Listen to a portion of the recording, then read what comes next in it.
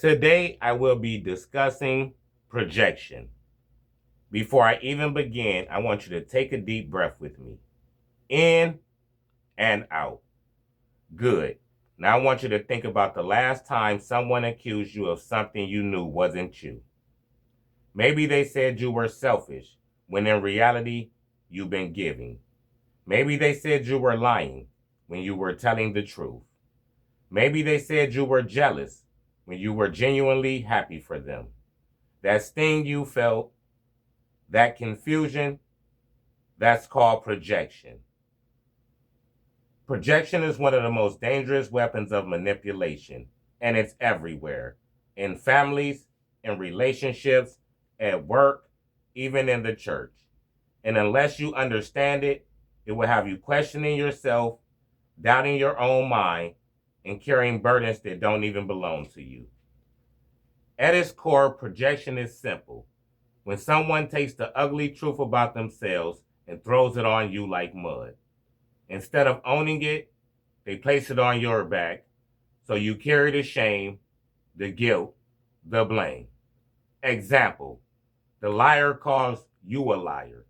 The cheater swears you're the one cheating. The manipulator says you're manipulating. Sounds familiar? The psychological definition. Sigmund Freud described projection as a defense mechanism. It's the mind's way of avoiding responsibility. Instead of facing their demons, people disguise them by accusing others. But here's the problem. When you don't understand projection, you begin to wear someone else's demons as your own. This goes on in family.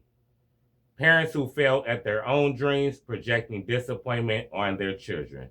A father who called his son lazy when deep down he never chased his own goals. Relationships. Your partner cheats on you but can't handle the guilt, so they accuse you of sneaking around. They're projecting their guilt onto you. At work, the boss who can't manage his own temper calling you unprofessional when you're calm, or the coworker who slacks off then whispers to the team that you're not pulling your weight. Even spiritual. Even in the church, projection lives. A pastor preaching hard about sins he hasn't conquered. A believer condemning you for the very thing they secretly struggle with. The trap of projection. Projection is not just about accusations, it's about control. Because if I can project onto you, I can keep you defensive, I can keep you distracted, I can keep you explaining yourself. The trap of projection is that it makes you fight battles that were never yours. You end up defending your integrity instead of living your purpose. Let's dig deeper. Why do people project? Because they can't face their own reflection. Their truth is too heavy. Their shame is too strong. Their guilt burns too deep. Projection is their shield, their escape route, their disguise. They use it to maintain power, to avoid accountability, and to hide their insecurities. Projection is not just psychological, it's spiritual. Spirits of guilt, shame, Leviathan, and Jezebel. These forces operate through projection. They twist truth, they distort reality, they bind you in confusion. How projection affects the victim. If you've ever been projected on, you know the feeling: confusion, doubt, anger, silence. You start questioning yourself. Am I really selfish? Am I really unloving? Maybe I'm the problem. This is where projection does the most damage.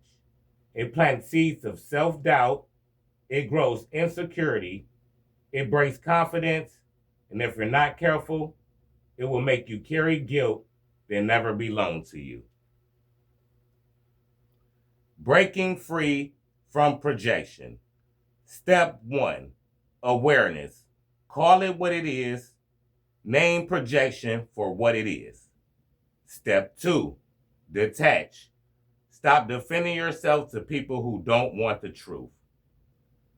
Step 3, silence. Silence is a weapon. When they project, don't argue. Don't beg to be understood. Stay calm. Step 4, boundaries. Protect your peace.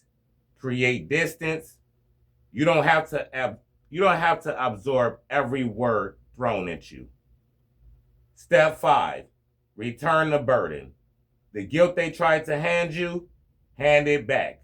Say in your spirit, this does not belong to me. Practical exercise. I will not carry what isn't mine. Your guilt is not my guilt. Your shame is not my shame. And your lie is not my truth. Projection and healing. Sometimes we don't just receive projection, we project too. Healing means being honest with yourself. It means asking, where am I projecting my own insecurities onto others? Where am I blaming someone else for my pain? Because the truth is, projection is a cycle. Break it in yourself so you never become what you hate.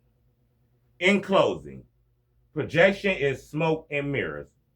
It's false accusations. It's borrowed guilt. But once you see it for what it is, it loses the power. From now on, when someone projects onto you, don't fight it, don't wear it, don't carry it. Recognize it, release it, rise above it. They can project all they want. They can lie. They can twist. They can blame. But hear me when I say this. You are not who they say you are, and no projection can change that. And even when they try to bury you under accusations, you will rise. Still I rise.